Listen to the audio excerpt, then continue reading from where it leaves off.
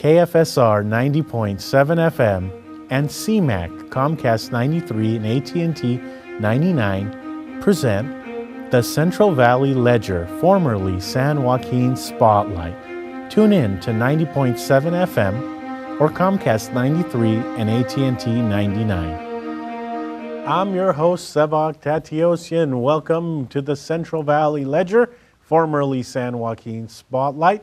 This week we're going to talk about Habitat for Humanity. This organization does a lot of great things locally and internationally, but I won't tell you that. I'll let our guest tell you that. He's the new executive director of Habitat for Humanity, Fresno County. That's right. Welcome to the program. Thanks for having me. You're very welcome. I'm glad to be here. Matthew Grundy. That's right. So how long have you been in Fresno? So I've been in Fresno now for about 7 months, 2 days, 4 hours, who's counting? About a little bit over 6 months, and really excited to be here. What a wonderful community it is. But originally we were talking off air, and you were not originally from Fresno. You were from Southern California. Tell us a little bit about your background and your time there. Yeah, so born and raised Southern Californian, so California runs in my veins. I was previously leading a national tutoring company. We dealt with turning around failing schools. Oh. And so we had offices, I had offices all over the nation, one of which was in Fresno. Interesting. And so we were working with some schools on the west side of Fresno, helping them serve their youth. And never thought I'd be here until the time came and I was called to be here. So really excited. And how did that, so you're in Southern California doing what you're doing, you know, not thinking about Fresno, and you see a posting or something, or what happened? Oh man, so the true story is, yeah, I was loving Southern California, had no reason to leave, loved my job, loved the school my kids went to. I have 5, my wife and I, and had no reason to leave. One day God tells me you're moving to Fresno. And that's how it happened. I applied to one job. I didn't even know who Habitat was. I knew of the name, but didn't know what they did. And I applied, and here I am.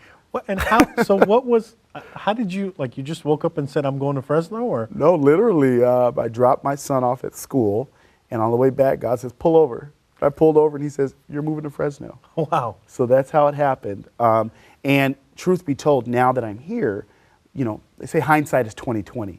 I can see exactly how everything in my life really led up to this moment. So again, I'm from Southern California, but in high school there, when I was in high school, I was actually homeless. And, you know, by a lot of hard work and grace from God, I made it out, went to school at USC, went on from there and started a real estate development company. Wow.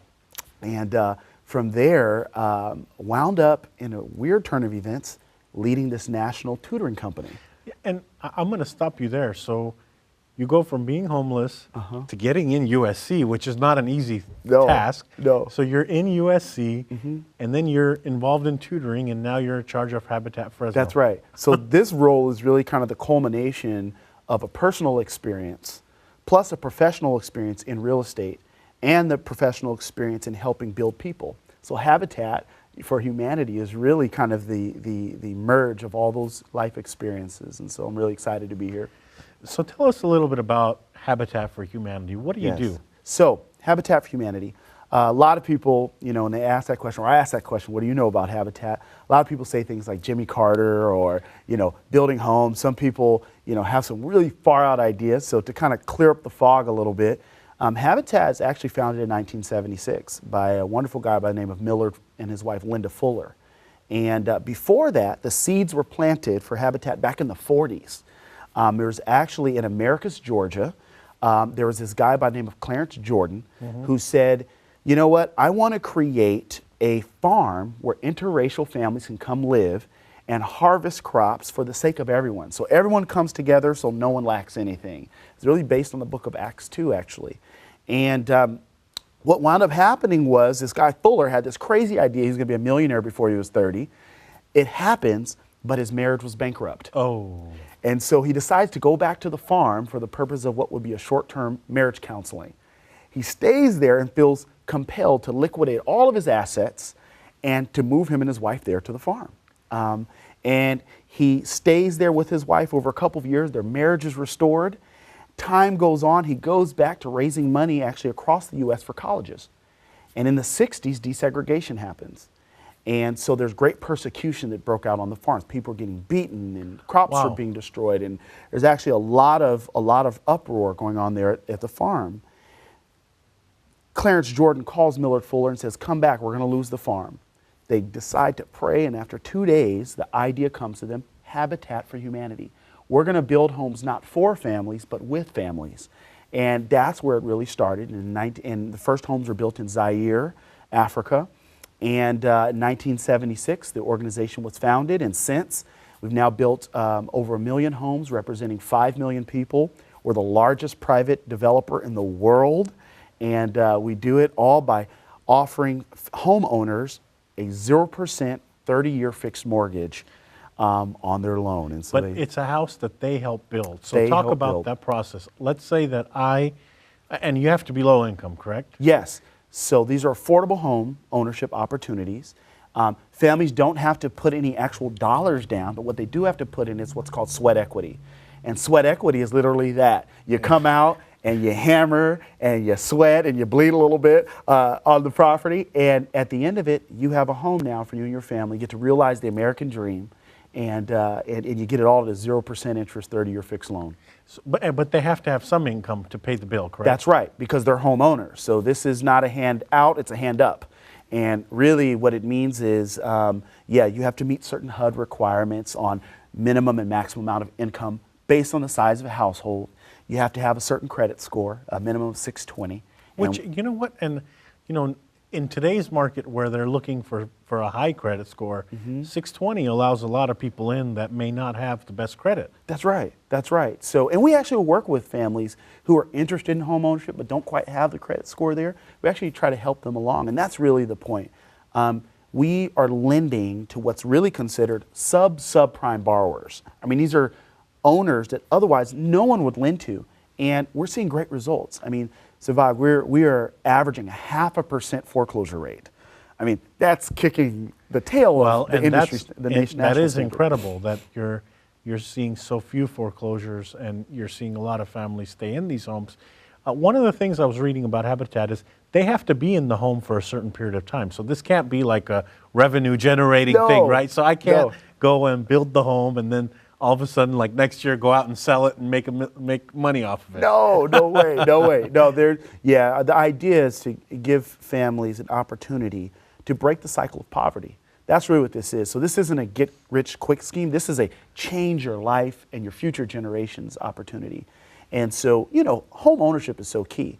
We look at service needs, health, and educational opportunities, job opportunities, and breaking the cycle of poverty. And we believe all that's found underneath the opportunity of having a home for yourself. We know that it curbs health issues. We know it creates long-term educational job opportunities. We know that it breaks the cycle of poverty by creating generational wealth. We know assets beget assets. And so all of that happens in under the roof, no pun intended, of a Habitat home. And that's why it's so key, not just nationally and internationally, but here in Fresno County.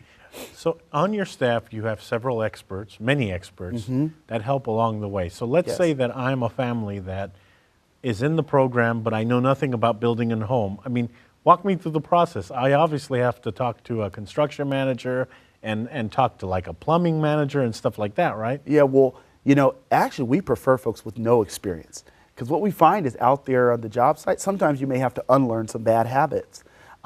The process is really easy. First, you'd start if you're interested in a home ownership opportunity, or we'll talk about in a little bit our critical home rehab opportunities. You can find out the information easy just by going to www.habitatfresno.org. And there you can simply put in some information, and that's the first step. After you're in the process, literally, if you're interested in a home ownership or critical rehab opportunity, or if you're just interested in volunteering, no experience is necessary. You can come out on one of our construction days, and there's multiple opportunities to volunteer in different ways, but one is through construction. And you can come out, and one of our experts will walk you along the process and help you get a really rewarding experience. And there are a lot of volunteers that help in the process. I mean, when a family builds a home, I've seen it where pictures of there's a ton of people, like a dozen people there helping, hammering the wood in and all that stuff. So it's a real community event, wouldn't you say? Yes. Oh, absolutely. You know, you bring up a good point. Our mission is literally bringing people together to share God's love, to build homes, communities, and hope. That's Habitat's mission. We want to love on any and everyone, irrespective of age, class, religion, gender. We don't care. We just want to love on people. And the way that happens is not just through the homes, but the community component you mentioned. So it's really a communal effort for folks to come out and imagine, you know, how much that means to a homeowner when your neighbor or your coworker or someone down the street you've never met, a perfect stranger, is hammering and building your home with you. It's something that changes the fabric and the identity of our community. And are these homes that are built like, for people who don't know what these homes look like, these are typical homes. I mean, they're not like tiny homes or anything. I mean, these are average family homes. Oh yeah, and I would go so far as to say they're better than typical homes. The amount, the quality of work. We often have inspectors come out to our properties during inspections when we're building, and they say, man, the standard at which you set on Habitat homes is better than a lot of other private builders. We see it all the time. It's because we take real care in this. And literally, we hammer every nail. We don't even use nail guns. We're out there. It's really a labor of love. And that's why, you know, our call is just to love on the community. These homes are, you know, the size is really good. Single family residentials, 3, 4, 5 bedroom homes, all the amenities you can imagine. We have great partners that donate, you know, the appliances and the flooring and all different types. And it's just a wonderful home any of us would want to live in. How long is that process? I mean, so from start to finish, how long do these homes take to build? Yeah, so each home typically takes about 5 to 6 months. We could blow through it a lot faster than that. Right. But we want to give time for the and again, it's the process. It's this community building process that matters most to us. Sure, the home is the outcome, but it's that process of growing together as a community that we foster in that time. And so about 5 to 6 months per home. And then you recently had a family go through one of these homes, and I saw it in the media this weekend. So tell us about this family. Yeah, we're really excited. You know, this past weekend, we actually had what we call our home dedication for the Tao family. And this family is such a great story. I mean, there's 9 of them in their household. They're living in a 1-bedroom apartment. Wow. And so a Habitat home opportunity is the chance of a lifetime. And now they're going to have they just received their home dedication in which the whole community came out just to love on them and tell them how thankful we are for them being in the community and being a important part of the fabric. They now have a 5-bedroom home. So they go from a 1-bedroom apartment to a 5-bedroom home they built themselves. Talk about how excited, I mean, I know the answer to this question, but I want you to emphasize how excited these folks must be. It's a life changer. A lot of tears of gratitude, a lot of celebrating. It's something that just changes the whole direction that the family was going down. So we're really excited for the family. You have a remarkable story. And does Habitat look at the story of these clients that you bring in? I mean, if you have, how do you select which family? Great question. I guess that's the best question. Great question, yes. So, you know, the selection process is based on a couple of things. It's based on need. So we actually have a selection committee that goes out and interviews and finds out and looks at the living conditions firsthand to really understand how great a need there is. Another selection criteria is ability to repay. So we talked a little bit about that, right? And then the third criteria is willingness to partner. And that's really where the sweat equity comes into play. So the family's willingness to come alongside and be invested and put their own skin in the game, if you will, that's also part. So those 3 parts are really key, and that's how we ultimately find out who's the most qualified family. So are there, what do you have a greater number of? More families that are qualified or more homes? We have an overabundance of families that have the need. Quite frankly, you know, Fresno County is in a unique place. You know, we have a 34,000 shortfall of affordable homes. Incredible. You know, there's kind of been this perfect storm kind of brewing over the years. You know, we've had the Fresno Housing Authority put out some amazing statistics. that showed this weird divergence of 21% of families over the last decade have had an increase in their median rent cost, while they've had a 13% decrease in income. So it's like this weird divergence of a perfect storm kind of brewing in terms of affordable housing need. While at the same time, we've had a 77% decline over the last 10 years or so in dedicated funding that is given for affordable housing, to underwrite affordable housing. So there's this huge need, and everyone knows that affordable housing is a need, but there's been this simultaneous decline in the funding set aside to address the need.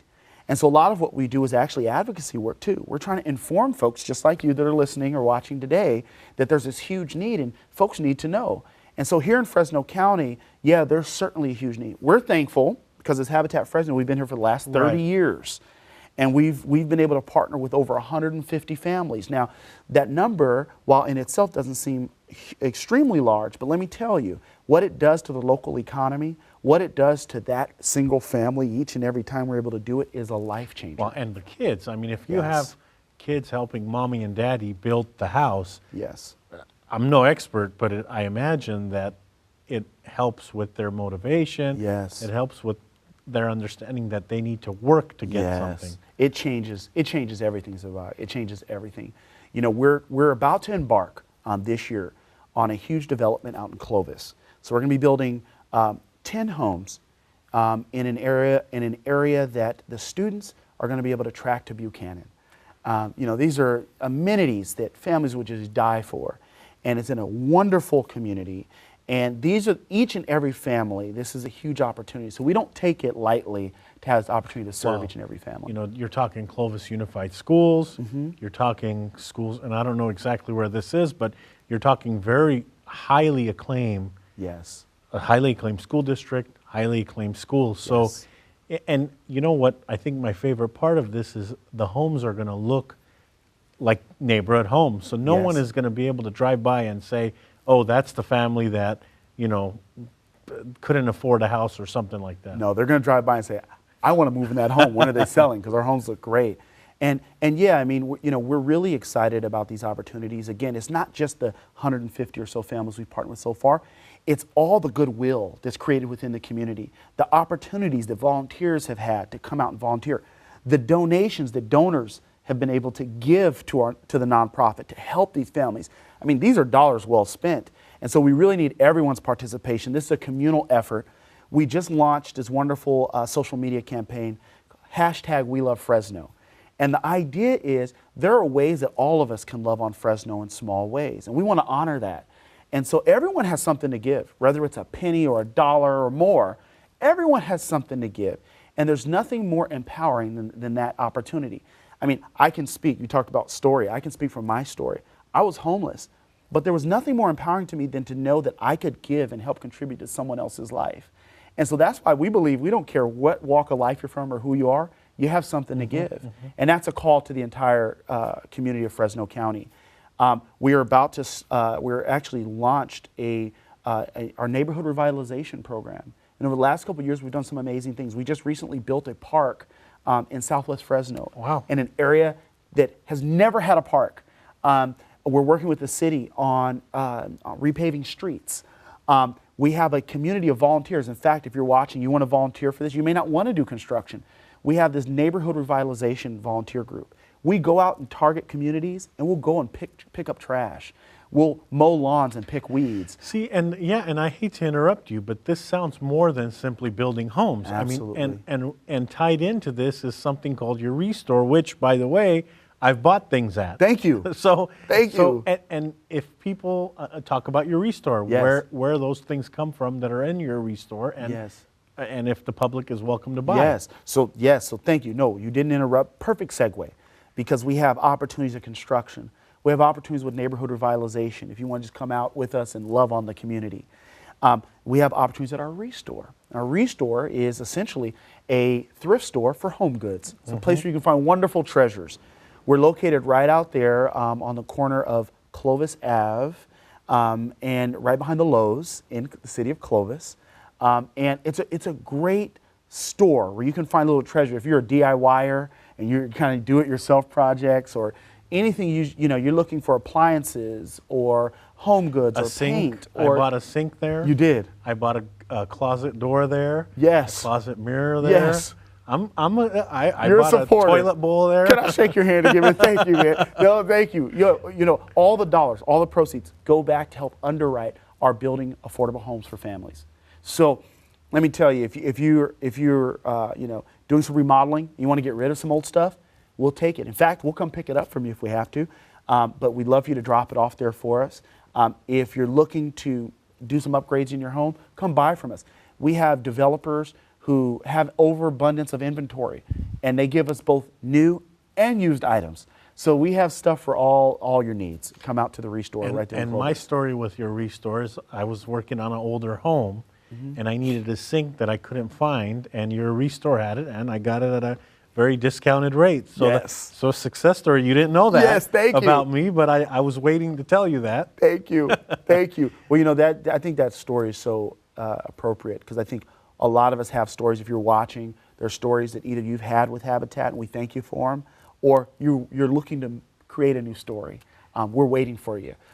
Restore, there are volunteer opportunities there as well. So again, if you're interested in retail opportunities to volunteer, oh man, I mean, it's endless. But we are a spoke in the wheel of love here in the community of Fresno. We want to keep rolling, and everyone matters. So, talk a little bit about the other program you mentioned earlier that we would talk about. Is it like some sort of rehab, or is there a rehab program going on? Yes. So within the neighborhood revitalization program, we not only, our mission is to build safe, decent, affordable housing. That doesn't mean it always requires new construction. Safe and decent housing could literally mean rehab for a person who has a dilapidated roof or has an aesthetically displeasing exterior. You know, there was a story recently I heard of a wonderful lady who shared that she has to, at night, hold up an umbrella in her home over her children at night, because whenever the water's flowing, it rains on her children, they can't do their homework. Wow. And that's her reality. And so that's why there's some great needs in terms of critical rehab. So, if you're a person who is an elderly person or has a disability or just can't get around to it, can't afford it, that's where Habitat comes in. So again, if you go to habitatfresno.org, you can let us know. We'd love to partner with you to help you with your critical rehab needs. It's similar in terms of, we look at willingness to partner, ability to repay, and need, but there are great opportunities for us to help you with our critical rehab program. And what I like about your organization is you have the experts in construction there with you. I mean, your construction manager and the people that are working on these homes, they know what they're talking about. I mean, you don't go and hire just anybody. Oh, no. You hire people with expertise. That's right. So it's really important that the quality of what we do stands the test of time. This is, again, as I mentioned, it's just an outpour of love, and it's important that we do for others what we would want done for ourselves. And so, yeah, it's really important we're quality. So who underwrites these loans? Is it a Habitat loan then? The 30-year loans? Good question. Wow, you've done this a couple times. The interesting thing about Habitat, and a lot of people don't know, is Habitat is not only the builder, we're the developer. We're a retail operation, as we just mentioned. We're actually the mortgage lender as well. So we issue our own loans, again, at the 0% interest loan. The business model doesn't really work. It requires a string of miracles to make this work, because we're lending 100% of the money up front, getting paid back over 30 years at 0% interest. And so it requires a lot of goodwill and donations from individuals in the community. So donors are really important to us. We cannot do this without donors. We also, our retail operation, we mentioned, that helps pay for part of this. We also lean on grants and city funds, state funds, et cetera, to really help us do what we do. So it's really just a holistic approach we take it, helping to underwrite what we're doing. We're running out of time this week. We've got about 3 minutes. Sure. But, I want to go back to your story. Mm-hmm. You were homeless. You went to USC. I mean, along the way, would have been easy for you to get lost, to do, illegal things, or end up on the wrong side. And, I mean, here you are today. Mm-hmm. You're doing some great things in the community. We're lucky to have you in Fresno. What Thank you. kept you going? I mean,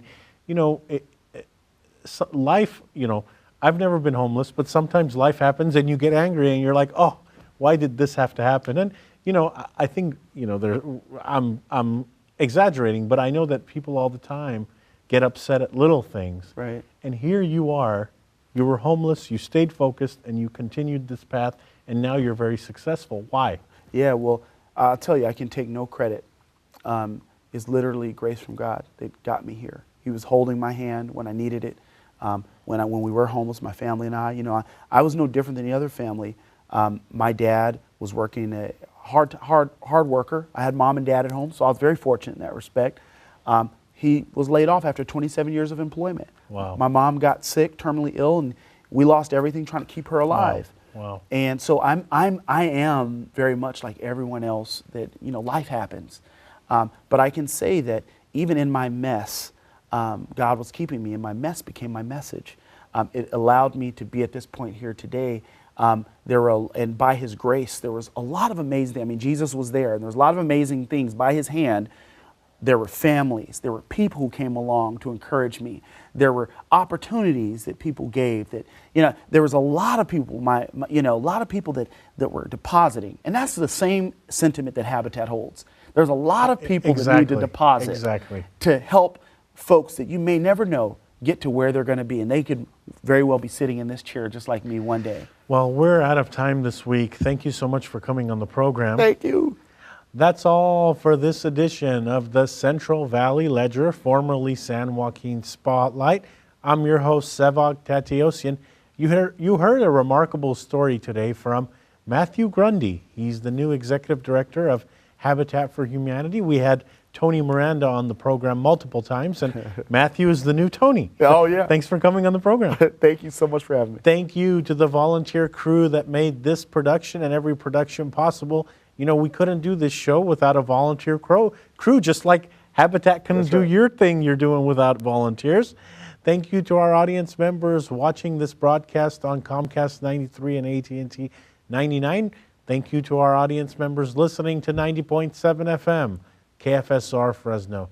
Hope you enjoyed this program. Tune in next week to a new edition.